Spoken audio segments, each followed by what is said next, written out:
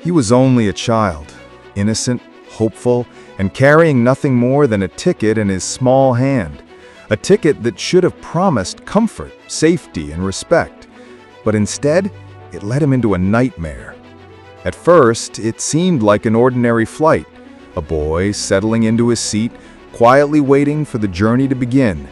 Yet within moments, everything changed. An air hostess approached him, not with kindness, not with care, but with suspicion and contempt. Her words cut deeper than any blade, her actions harsher than the turbulence outside. She didn't see him as a child. She didn't see him as a passenger. She saw only what her prejudice allowed. And in that moment, she crossed a line no one should ever cross. The boy's heart raced. Shock, confusion, fear. How could dignity be stripped away so easily, simply because of who he was or what he looked like? But what happened next, no one expected, because this wasn't just any boy. And the truth about who he was would change everything. Was it fate that placed her in front of him that day? Or was it a lesson the world desperately needed to see? It was supposed to be an exciting day. For most 10-year-olds, boarding a plane alone would be terrifying. But for him, it was a moment of pride. He wasn't just any kid. He had saved his allowance, convinced his father he was ready, and bought himself a first-class ticket. To him, it wasn't just a seat, it was a symbol, a way of proving that even a child could make his own decisions, stand tall, and belong in a world of adults. He walked into the airport like any other passenger, a small backpack on his shoulders, ticket clutched tightly in his hand, his sneakers tapping against the polished floor.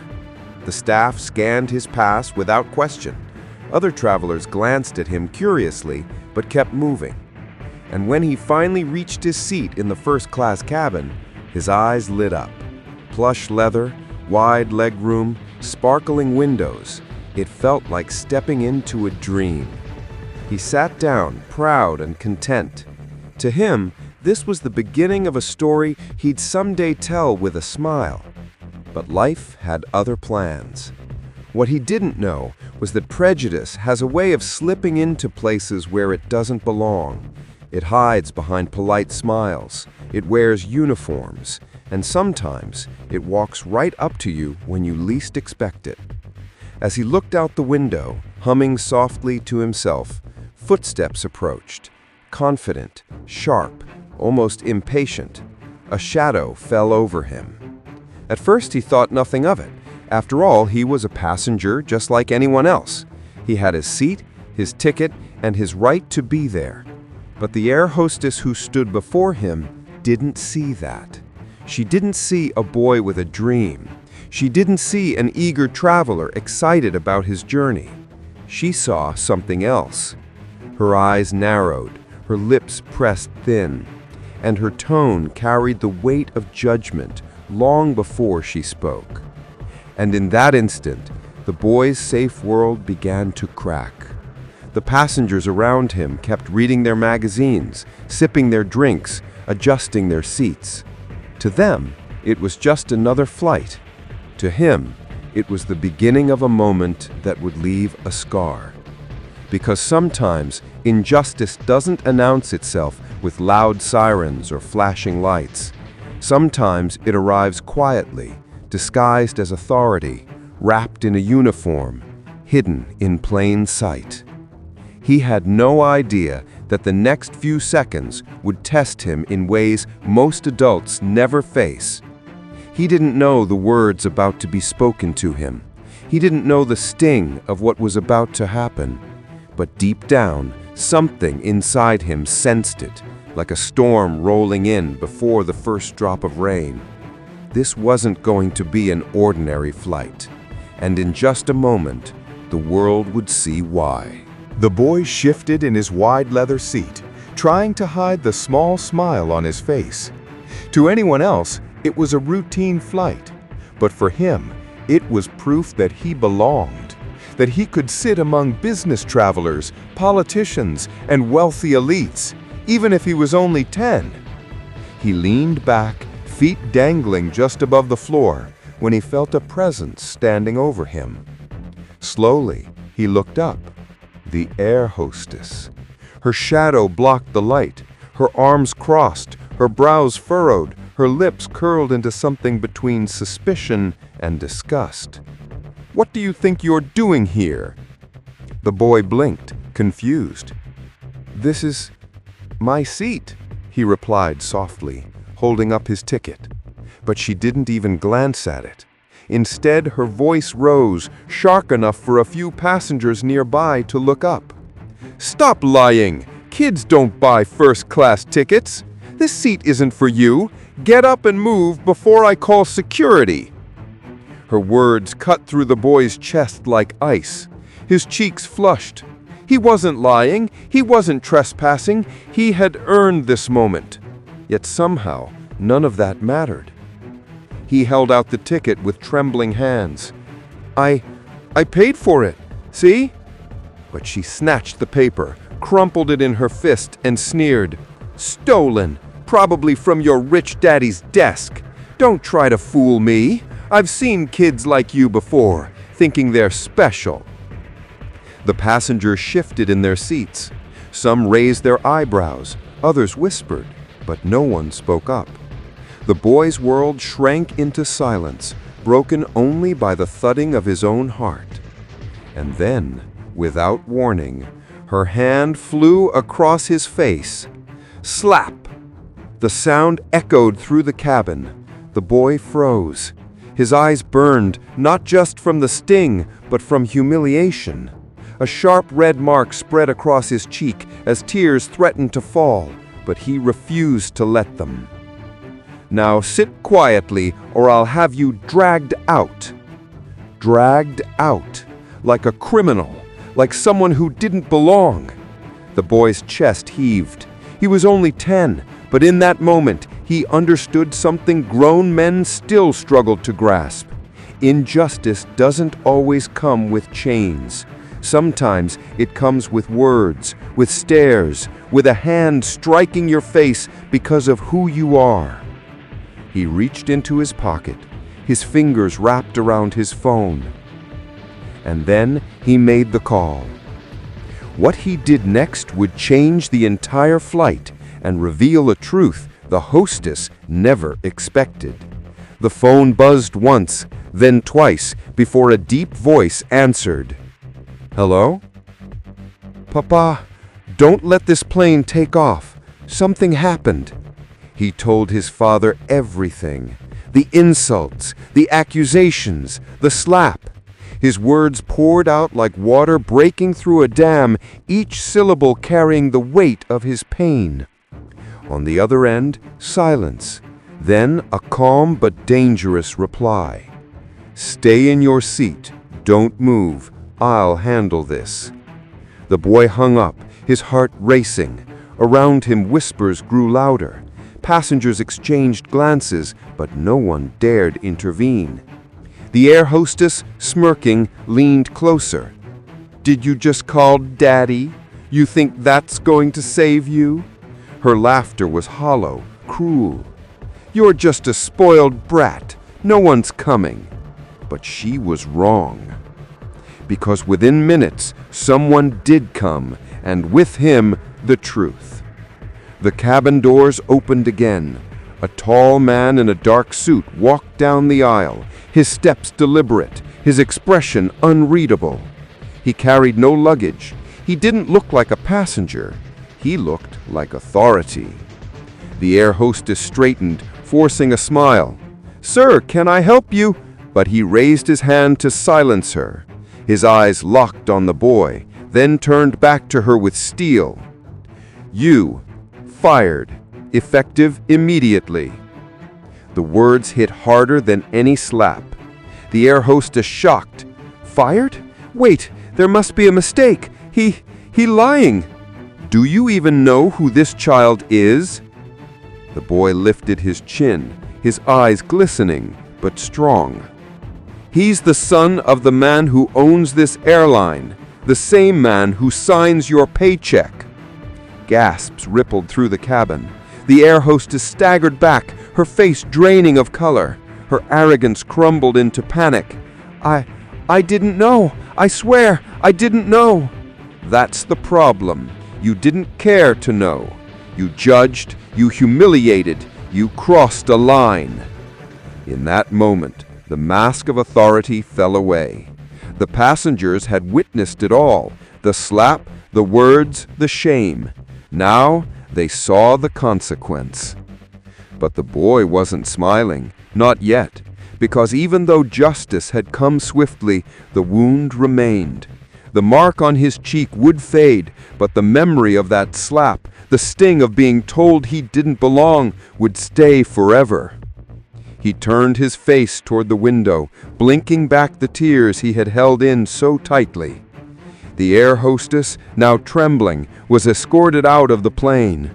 Her steps echoed with regret. For her, it was the end of a job. For the boy, it was the beginning of a lesson. That no matter how rich, how powerful, or how innocent you are, there are still people in the world who will see you through the lens of prejudice. And yet, what she never realized was that this story wasn't just about a boy or a seat or a slap.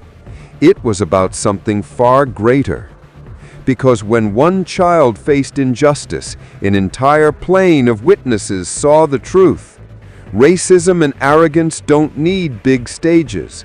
They play out quietly, in everyday places, on sidewalks, in classrooms, and yes, even in the skies. The boy's story didn't end when she walked off that plane. In many ways, it had only just begun. So the question remains, if this could happen to a child, sitting in first class with a ticket in his hand, what does it say about the world we live in? The cabin was silent, the kind of silence that presses down on your chest, making every breath heavy. Passengers shifted uncomfortably, their eyes darting between the trembling air hostess and the boy sitting stiffly in his seat, a faint red mark glowing on his cheek. The employee's words still hung in the air like a sentence passed down in a courtroom. "You're fired, effective immediately." For the boy, those words brought a strange mix of emotions, relief that someone had stood up for him, but also anger, deep, burning anger. Because it wasn't just about losing her job, it was about what she had done, the humiliation, the slap, the disbelief in his voice when he tried to prove himself. He wanted her to understand, to feel what he had felt. But did she? The air hostess clutched her chest, stumbling back, her voice shaking. Please, I didn't know. He looked like just a kid. How was I supposed to?" The passengers gasped. A man in the back muttered under his breath, "Unbelievable." Another shook his head, disgust etched into his face. A woman whispered to her child, "Remember this, never treat anyone that way." The employee stepped forward, his presence commanding. "You think this is about not knowing? It's about not caring. He showed you his ticket, you ignored it. He told you the truth, you refused to hear it, and then you struck him." His voice was calm but sharp enough to cut through steel. "Would you have done that if he were someone else? Someone older? Someone dressed differently? Or was it easier because he was young? Because you thought he couldn't fight back?" Her face crumbled. Tears welled in her eyes. She looked at the boy, really looked at him for the first time, not as a nuisance, not as a liar, but as a human being. And in that moment, the boy realized something. Even when people are caught, even when they're exposed, they don't always change. They cry for themselves, not for the pain they caused. The boy's fists clenched. His heart pounded so loudly he could hear it in his ears. He wanted to scream, to ask why. Why me? Why did you look at me and decide I didn't belong here? Why did you think it was okay to put your hand on me? But he stayed silent, because his silence spoke louder than any words could. Outside the window, the engines hummed, waiting for clearance. But inside, time seemed frozen. The other passengers were now fully awake, no longer buried in their magazines or devices. They had witnessed something they couldn't ignore. Some looked guilty, ashamed they hadn't intervened. Others looked proud of the boy for standing his ground, but all of them knew they had seen racism and arrogance unfold right before their eyes. The air hostess wiped her tears, her voice trembling. "I didn't mean to. Please give me another chance." The employee's jaw tightened. Another chance? Would you give him another chance to prove himself if he hadn't had this last name? If he weren't the son of your boss? The boy shifted, the sting on his cheek still fresh. His voice finally broke the silence, soft but steady. "You didn't see me. You never tried to." The words landed heavier than the slap. For the first time, the air hostess had nothing to say. The boy's phone buzzed again. His father. He picked it up, his small fingers gripping it tightly. "Son?"